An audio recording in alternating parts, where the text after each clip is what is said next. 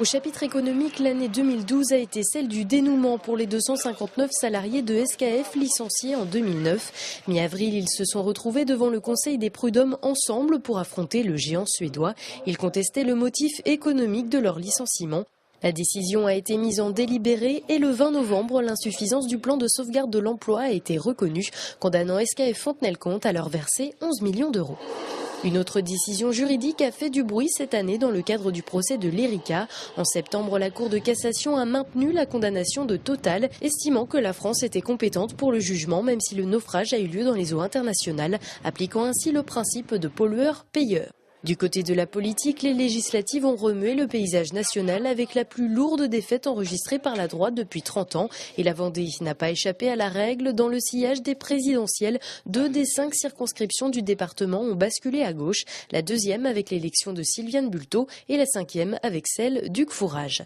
Un grand projet est aussi sorti de terre cette année, le Vendespace à Mouron-Captif avec ses 3 salles et sa grande capacité d'accueil. Il a été inauguré comme il se doit pendant 2 week-ends avec des personnalités venues à la découverte de ce nouveau lieu culturel et sportif. Les sportifs justement ont eux aussi marqué 2012. En janvier, le club de CFA de Luçon a écrit une page de son histoire en disputant à la Beaujoire les 16e de finale de la Coupe de France face à un ogre de Ligue 1, l'Olympique lyonnais. Une journée marquante pour les joueurs qui, au-delà de la défaite 2-0, retiendront surtout l'engouement des Vendéens qui étaient près de 20 000 à avoir fait le déplacement. Le sport, c'est aussi le cyclisme et le Tour de France avec un grand Thomas Voeckler qui termine sur le podium aux Champs-Élysées avec le maillot à pois de meilleur grimpeur. 2012 était une année olympique et les Vendéens n'ont pas manqué à l'appel. Brian Coquard du Vendée U décroche la médaille d'argent en omnium, une discipline du cyclisme sur piste. David Oss, triathlète des Sables d'Olonne, prend lui la 4e place du triathlon.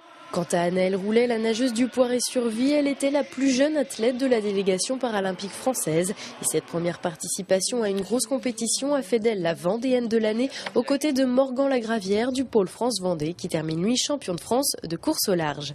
Un autre rendez-vous qui n'a lieu que tous les 4 ans, le Vendée Globe. C'était le départ de la 7e édition le 10 novembre dernier.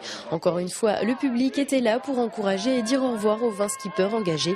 En cette fin d'année, ils ne sont plus que 13 sur les océans à faire route vers les Sables d'Olonne.